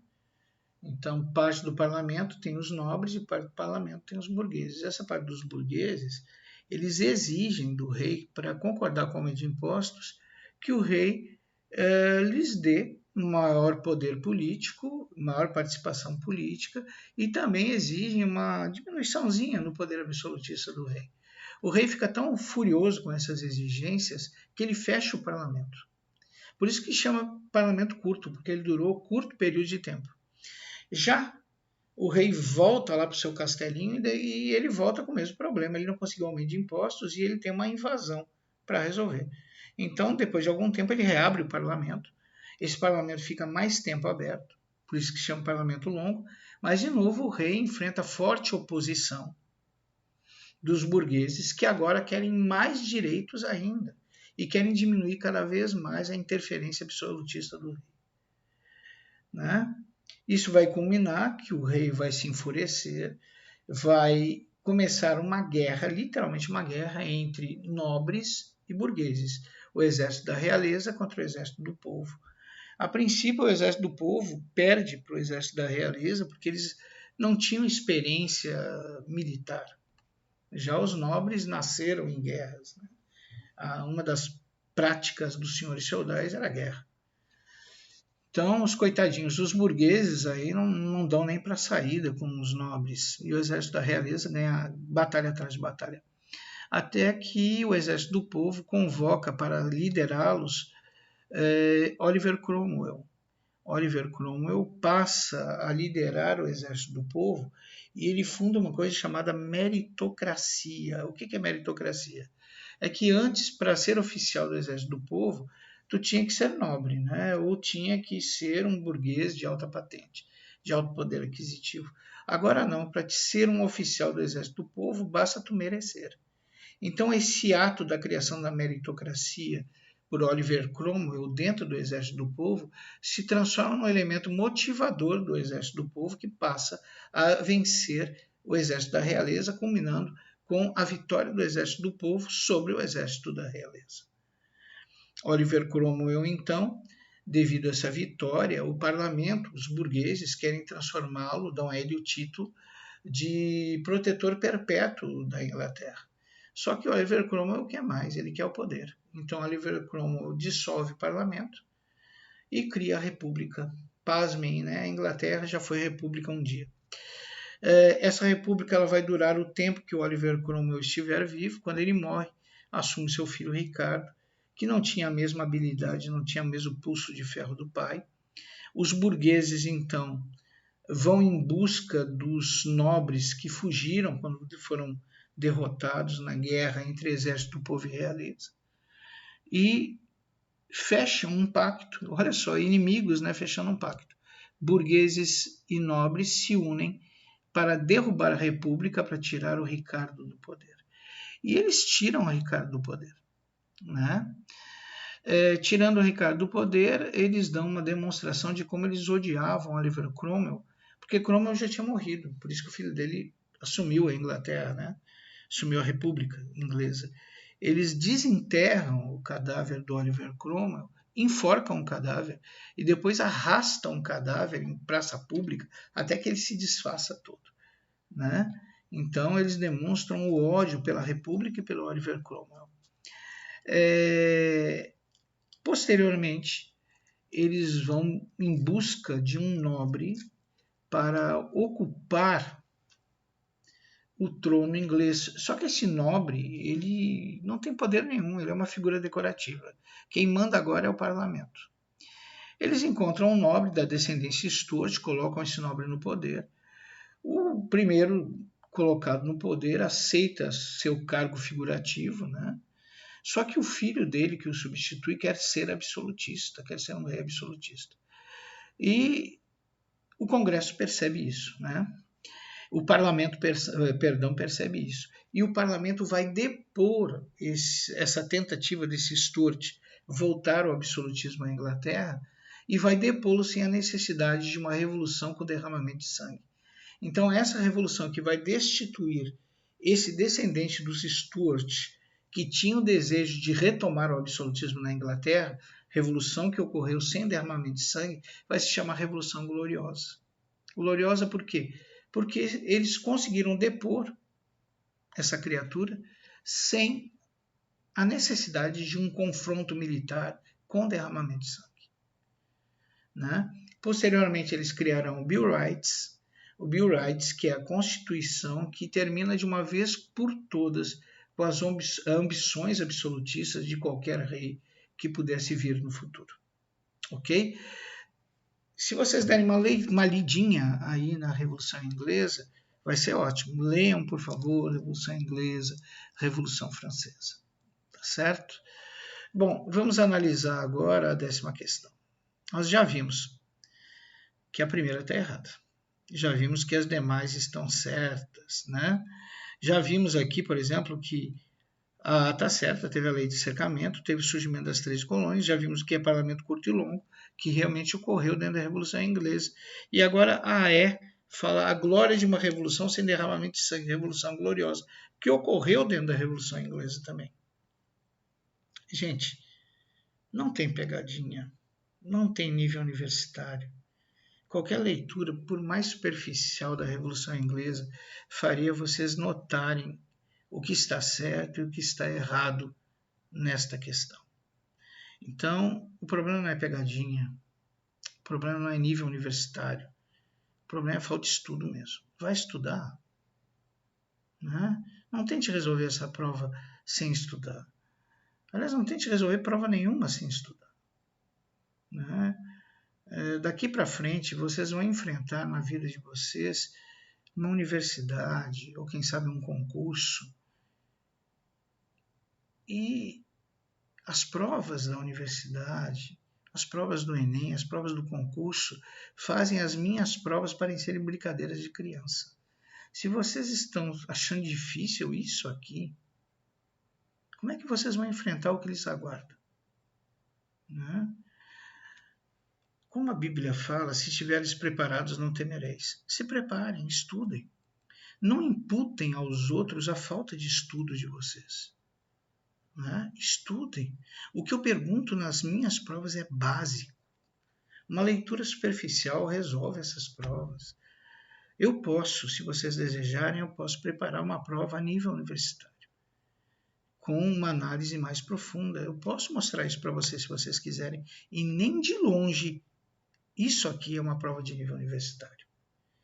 E me perdoem, eu não acredito que vocês encontraram professores universitários, gente formada em história, que teve dificuldade com uma prova dessas, ou que disse que o certo era errado e o errado era certo. Porque tudo que eu trato aqui é básico. Básico. Coisas que tu consegue perceber com uma leitura simples do conteúdo exigido por nosso roteiro. Ok? Eu espero que essa correção tenha sido do proveito de vocês. Eu não gostei dos e-mails que vocês me mandaram, né? Mas eu tenho respeito pelos meus alunos, por isso que eu desejei realizar essa revisão, apesar de estar doente. Estou muito doente, mas isso não vai me impedir de fazer uma revisão para vocês, apesar de achar que alguns não merecem. Me perdoem, tá? Essa breve revisão eu tratei de assuntos básicos, mais uma vez eu friso, eu deixei lá na plataforma o roteiro da recuperação final. 80% da prova da recuperação final serão esses mesmos assuntos aqui. Pelo amor de Deus, leia.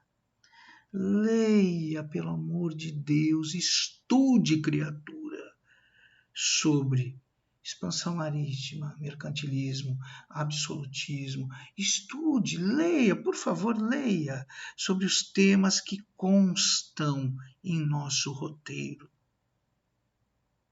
E não me invente história de pegadinha em professor universitário.